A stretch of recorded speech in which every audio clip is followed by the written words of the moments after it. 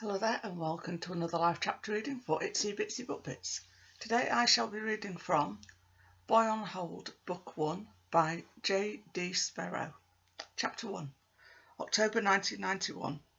Henry Trout snuck downstairs, skipping over the creaky bottom step. He brushed his bangs out of his eyes with a Tai Chi salute and slunk through the dark house, past Mum's room, through the kitchen. The youngest ever nighttime ninja at 7 years old, he slipped out the back door without a sound. Dark quiet all round made his belly go goosey, even though his big brother Tyler taught him long ago not to be afraid. "Think of this, Hen," he said. "When it's dark for everyone. You don't even need to hide. It hides you." Hen pulled on his Spider-Man hood. The cold night air stung. Hen's teeth chattered, making clicky sounds, but the Adirondack Mountains hugged him all around. Where they lived in Severance, near Paradox Lake, their street was like a patchwork quilt. The hogs on their left was a dark square, and Miss Sally on their right was a bright square. Their house sat in the middle, their square a blend of autumn colours. Crickets chirped in the distance. How far away were they? Maybe hedgehogs were there too. Hedgehogs were the coolest nocturnal animals, with the tough guy spikes on the outside and soft fur on their bellies. Miss Sally would know. She knew lots of things, like that hedgehogs sleep all day during school and are ready to play in the afternoon. Hen already had a name picked out for the one he was going to catch: Louis. He always liked the name Louis. It was the best name for a pet. Aha, maybe Miss Sally would babysit Louis while Hen was in school, like she babysat Hen while Mum was at work. Maybe Miss Sally would babysit Louis while Hen was in school, like she babysat Hen while Mum was at work. Tonight, in the deep night, Miss Sally's bay window blinked different colours into the dark quiet, like a disco ball. She must have fallen asleep in front of the TV again, slouched in her worn plaid chair. Hen smiled at the light. Wait till Miss Sally saw his new pet. Hen couldn't wait to see him too.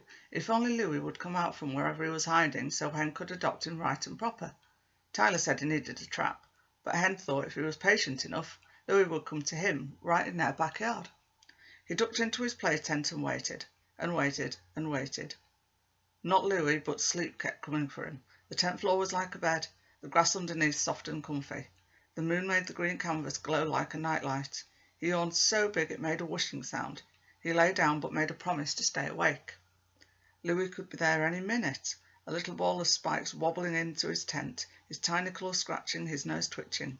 Hen could see it now. He closed his eyes. It was easier to keep still that way. Stay still, stay quiet, but stay awake. He could do it. Don't fall asleep. A scream, shrill and high-pitched. Hen shot up, knocking against the tent's piping. Dark quiet was everywhere. Was he still asleep, inside a bad dream? His stomach flip-flopped. Another ugly noise from next door. Miss Sally's house. Hen scrambled out, rubbing sleep away. Light from her window, not a disco ball, just grey, like fuzz on Channel 3. The sounds weren't from Channel 3, though, not from Madrid either. They were real. Everything got really slow, like someone hit slow motion on the VCR. A jagged shadow stretched across the window like a Scooby-Doo monster. Someone was inside Miss Sally's house. His heart moved into his brain, beating between his ears. He shook his head to clear it, like a dog shook off water. He looked again. 2 shadows, the monster, and another shadow, small, soft, hunched over. Miss Sally? They faced each other like they were arguing. The voices were muffled but angry. Fear pierced his heart. He stared so hard his eyeballs went dry. What was happening? Something grew out of the monster, a weirdly shaped object, heavy by the slow way it was swung around. Shadows splashed together, then on one huge heaving blob with sharp angles jutting out like a fight cloud in comic strip. Was that what he was watching? A fight? It changed so fast, like the darkness was trapped in a net. Hen wished he had night vision. He edged towards Miss Sally's house, gulping pockets of air like he was about to go underwater. He had to get closer. He had to see. All of a sudden it was really warm, hot. His Spider-Man sweatshirt was too much. As he crawled across the grass, wetness soaked through the knees of his sweat, travelled up his legs and into his stomach and his heart and brain. He was wet all over. Was it sweat or pee? Maybe both. Don't be scared, Tyler's words rang in clear in his mind. When it's dark for everyone. You don't need to hide. It wasn't working. The moon was a spotlight on him.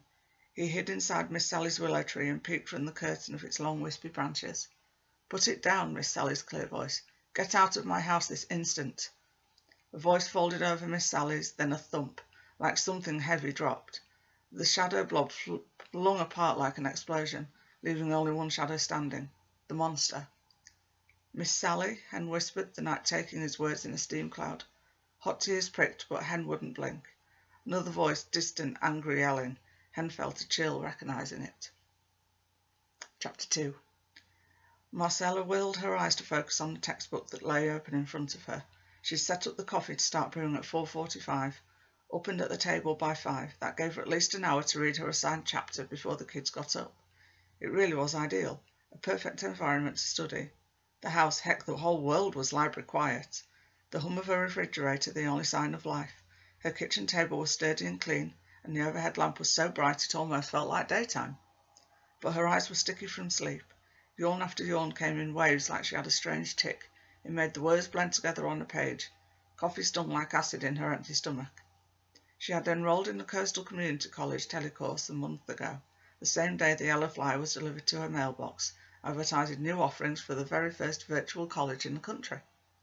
Work towards your degree in the comfort of your own home. Affordable, accessible, with Coastal College comes to you. Surely it was a sign that even she, a single mum living on a pittance in the remote Adirondacks, could obtain a proper education. Make something of herself, turn things around for her children. Tyler might soon be 18 and out on his own, but Hen was still little. He needed her. He'd need her for many years to come. She bit the inside of her cheek, a wide expanse of time yawning in her face. She could do both. She could be a good mum and get her degree. There was time to become the kind of woman her children would be proud of. She now wondered if the $150 registration fee, such a splurge it was downright dangerous, was a smart investment or a desperate grab at an impossible dream. A business degree was the obvious choice in order to get a good job, she reasoned. Her first class was Marketing 101. Perfect. No in-the-clouds philosophical mumbo-jumbo. Nothing too mathy. Marketing was something she could see. Advertisements were everywhere. This was a good first step. But these books didn't talk about commercials or billboard ads. They talked about market strategy and product development. They talked about focus groups and customer acquisition. The chapter she started this morning was on pricing and distributing. On and on and on. Case studies about these things called widgets and economies of scale and profit margins and words, words, words. Mumbo-jumbo, mumbo-jumbo. By the time the alarm went off on the microwave clock, she'd only read one paragraph, and she didn't comprehend a single word, not one. She cut off her next yawn, spite cutting through her. How did that hour go by so fast? The uneven song of larks ushered in the sunrise. A rosy hint peeked through the trees out of the window. These classic signs of promise felt like a slap in the face. She thumped the thick textbook closed with a mixture of relief and grief. She pressed on the glossy cover with both hands, covering that ridiculous image of a lightning bolt striking an accounting spreadsheet. She was wide awake now. Sigh. Tomorrow she'd set the coffee for 4:30 and get started by 4:45. That would give her a good 15 minutes to let her eyes adjust and her yawns to subside before she really had to concentrate. Tomorrow will be better. But her knew sometimes your brain absorbed what you think you didn't understand. Didn't she read that while waiting in line at Stewart's yesterday? The magazine showed a cartoon brain with a porous, spongy texture. Subconscious learning in bold letters leading from page 14, where an SUNY-based scientist discussed his study. It claimed lots of people learned about the spy by osmosis. Kind of. They didn't even realise they were learning it. That was the basic gist. No matter, she didn't get through the whole article before the clerk rang her up. Deep breath, let osmosis do its thing. Time to mum up. She cinched her robe tighter. She padded through the house, the worn wood floors gently creaking under her slippers. Upstairs to wake Hen. Sweet boy would be hungry soon. Before she knew it, he'd be off to school. Good morning, she tiptoed in. Across the room, Tyler's snoring shook the walls. She bristled at the sound. Hen's pillow had slid off his bed. His covers were crumpled like he'd... Hen? She flinched, confusion smacking her consciousness. He wasn't in bed. She checked the bathroom, no sign of Hen. Where in the world? She hurried back downstairs, dread closing in. He couldn't have crawled into her bed without her realising, right? Could he have slept there through her dual alarms and coffee percolating and yawning and grumbling over her studies? No, he wasn't in her bed, not in the downstairs bathroom either. That sinking feeling hit, like when she'd lost him in Ames for a full 5 minutes. Not on the couch, not hiding in the closet. Oh no! Blood roared in her ears, panic rose up in her chest. She glared at her textbook, blaming it. What was she doing reading that crap while her son was missing? She stood in the middle of her living room, arms out, her balance precarious. My boy, where is he? Where could he be? What was she not seeing? A cast of sunshine splayed across the kitchen floor. It fell on her left slipper, warming it. She looked to the back door and gasped. Outside. Could he be there in the backyard? He always went in his play tent in the summer. It was the tree house he'd never have. But he couldn't be in there now, could he? That would mean... Her slippers skated across the kitchen linoleum and she flung open the door. Hen? She called, frantic. There he was, a dark splotch inside his play tent. The earth righted on his axis and the air had oxygen again. Phew! But why was he hiding there? No matter, her relief was so great she didn't care. She palmed her chest to settle her pounding heart. Hen scrambled out, his face scrunched against the morning sun. Mom? His voice was scratchy. She rushed to him. Hen, what on earth are you doing out here? He rubbed his eyes and looked to Sally Hubbard's place where he spent every day after school while she worked. Marcella thought a flutter of something, was it jealousy? And led him inside to his own house where he belonged. I went to wake you up and you weren't in your bed. Do you know how much that scared me? She hugged him hard and noticed he was shaking. A ripple of worry went through her. Oh, sweetie, you have a chill from being out. How long were you outside? She brushed his 2 long bands out of his eyes. There are pine needles in your hair. Some loosened and the snappy end bits stuck to his Spider-Man sweatshirt. His sweatpants were grass-stained at the knees. You're not in your pyjamas. What were you doing in the backyard at the crack on dawn? Tell me the truth. His huge hazel eyes beamed up at her as if they could talk. Oh, those eyes! Her heart swooned. How she loved this boy. If she could, she would jump into those eyes and see the world as he saw it. It had to be better than her view. But his standard silent gaze would not do right now. She refolded her arms. I can't read your mind, Hel. Tell me. I was outside and... He cut himself off. His lip trembled. Tears were on their way. Enough. I'm going to say this once and only once. She wagged her finger at the back door, as if it were in trouble. You're not allowed to leave the house without permission. End of story. She shuffled him into his seat at the table and promptly slid that awful textbook into her tote bag, out of sight, out of mind. She went about preparing his breakfast, enjoying the easy breath that marked the shift in a stressful morning. Marcella took comfort in these small nurturing acts. It reinforced her role as a mother, a good mother. For now, everything seemed normal and fine. She hummed absently while she flitted about the kitchen, urging the day to remain positive. She forced a smile at Hen, eyes bright, who seemed to need it more than she. The way he looked at her made her pause, like he needed help but didn't know how to ask for it. Mum always made things better. Maybe in the summer Tyler can take you camping. We might be able to borrow a tent. Maybe Miss Sally has one, or Bernie. The last flake of cereal fell into Hen's bowl. The now empty box had been the last in the pantry. Oh, she'd need to buy groceries, if not today, then tomorrow. Hen's sullen eyes were altogether too much. She poured his milk and excused herself. I've got to get into my uniform. She avoided the mirror as she changed, a run in her stocking again. As she dabbed the end with clear nail polish, she heard Tyler stumble down the stairs. The fridge door swung open. Why don't we ever have any OJ? Tyler sounded like a chimney sweeper. His voice change was not from hormones. He must have smoked 1,000 cigarettes or worse last night with Derek. The fridge door slammed shut. Marcella clucked her tongue. She emerged from her bedroom, tying her apron behind her hips. She stared at the sight of her oldest son. Tyler's hair was spiked and matted from sleep. He still wore last night's clothes. She almost laughed. What's this? Is this what they call grunge? Tyler stared back at her, unseeing. She felt the smile fall from her face. The chill in the air had nothing to do with the drafty window over the sink. Hen's slight voice barely reached them. Tyler, where's your bracelet? What bracelet? Marcella looked from Hen to Tyler. Tyler rubbed his wrist. Oh, nothing, just something Hen made me at school. His neck flushed crimson. Marcella noticed with a surprise he was ashamed. I don't know, buddy, he told Hen. It'll turn up. Must have fallen off or something. Marcella put herself between her 2 sons. Your baby brother makes you a gift and you can't even keep track of it. She studied Tyler, his bright blue eyes of his father were bloodshot. I didn't hear you come in last night, Tyler. I hope you weren't out too late. Tyler shrugged. What kind of response was that? What, no one used words anymore? The night before Halloween, she filled the silence, her hand working the air. I know that's when you teenagers do all those pranks.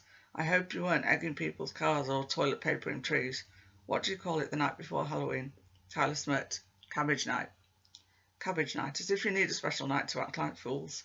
She shook a finger in his direction. Tonight you're taking Hen trick-or-treating. Don't forget it. As Tyler trudged upstairs to get ready, Marcella swung her attention to Hen. Lightened her voice for him. Sweetie, you're not eating. Are you feeling all right? She swept her hand down his cheek and cradled his chin. You're not sick, are you? She held her lips to his forehead. His hair smelt like winter wind and burlap. If she could inhale him, she would. I think I'm sick. His meek voice was wavy like he still struggled against tears. Oh no, that was not what she needed to hear. Why did boys do crazy things like go outside willy-nilly and get themselves sick? She racked her brain. Sally might be able to keep him, but... You don't feel hot. The phone rang and interrupted her thoughts. She gave Hen a stiff smile as she answered. Oh, hi, Bernie. Sally's only son, Burley, was Marcella's handyman and the only reliable man she'd ever known. His unceasing good spirits were a comfort. No one on the phone, though. His voice was strange. Ma won't be able to watch Hen after school today. Oh, is everything all right? You sound... I can't talk about it now, his voice cracked. I can come by later. Tyler can come early to watch Hen. Don't worry about that. Is there anything I can do? Bernie's silence was loaded. What is it, Bernie? What's wrong? A thundering down the stairs, Tyler now wore his favourite red and black Baja hoodie, the one that looked like a throw rug and smelled like body odour masked by incense. I'm out, he pulled on his hood. Oh, sorry, Bernie, I have to go. I'll call you in a little bit, promise. Marcella hung up. Tyler, wait, I'm leaving for work in 10, no 5 minutes. You need to take Hen to the bus stop. His eyes were half closed in her direction, or maybe he looked at the floor. Derek's here, he grunted. Sure enough, through their bay window, Derek's black Ford idled in front of the house. Exhaust fumed from the muffler. Derek sat behind the wheel in a fog of cigarette smoke, ominous. The whole contraption looked like a simmering bomb. All hope began to sag. Marcella felt it in her shoulders. OK, fine, but you need to come home early to watch Hen. Sally can't watch him today. Another shrug. Really? She could scream. She followed him out on the door, her voice projecting with sarcasm. Sure, Mum, no problem. I'll be here to babysit my little brother. Anything to help you out, Mum? Tyler slunk into the passenger seat. Smoke billowed towards her from the open truck door. Marcella shivered, feeling the frozen pavement through her slippers. Snow felt imminent. Typical autumn day in the Adirondacks. She clutched the door, forcing it to stay open. Tyler, did you hear me about today? She waited until he made eye contact. It took ages. His father's ice blue eyes still had that effect on her, even coming from Tyler's face. Anything for Hen, he said, bitterness souring his words. I hope you enjoyed this chapter reading and that you'll go check out the book. Thanks very much for watching. Bye-bye.